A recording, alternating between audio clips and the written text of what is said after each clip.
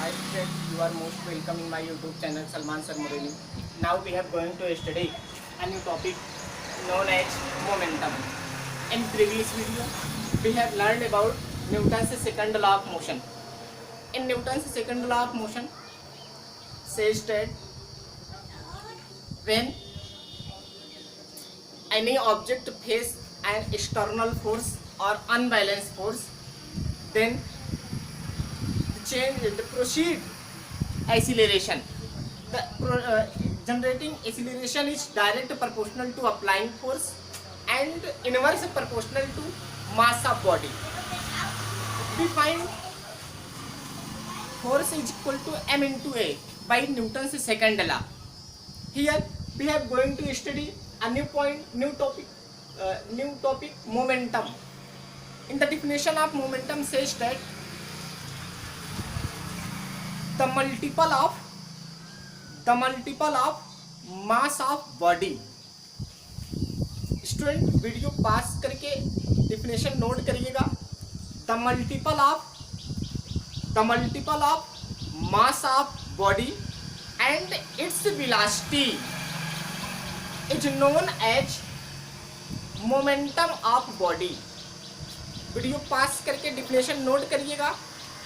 The product of mass of body, the product of mass of body and its velocity, the product of mass of body and its velocity is called the momentum of body. For example, suppose कर लेते हैं कि कोई एक मास m मास का कोई एक body है, कोई एक बॉडी है जिसका मास m,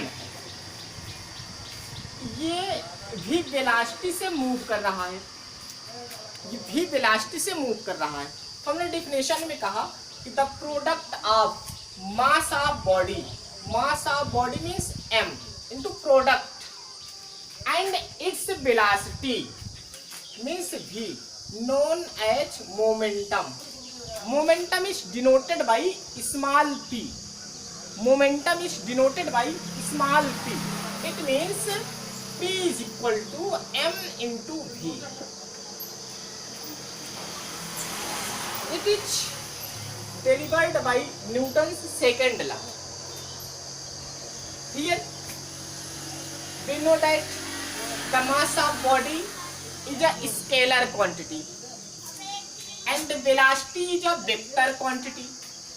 The mass of body is a scalar quantity and the velocity is a vector quantity. Now when a scalar quantity product by a vector quantity, then new quantity is a vector quantity. So the momentum of body is a vector quantity.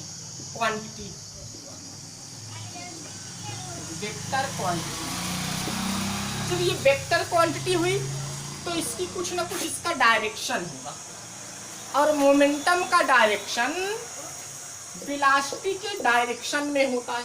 यानी जो direction velocity की होगी वही direction momentum का होगा. It means student, इसमें मैंने कहा the product of mass of body and its velocity is known as the momentum of body. Momentum is vector quantities and its direction is a velocity's direction.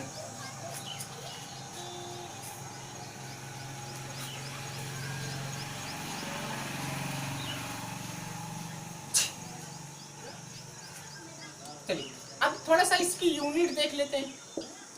Unit formula है P equal to m into v. m means mass की unit kg means kilogram. v velocity metre per second. It means इसकी velocity kilogram metre per second.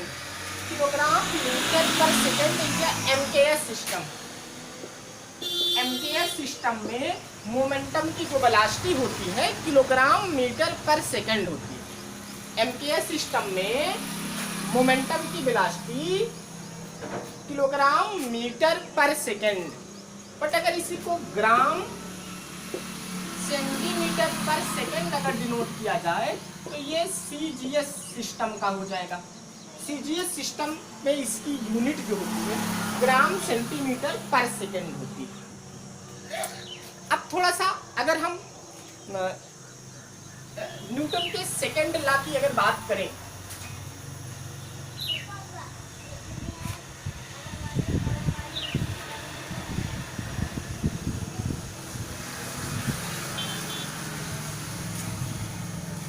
यहां देखते हैं by Newton से second law.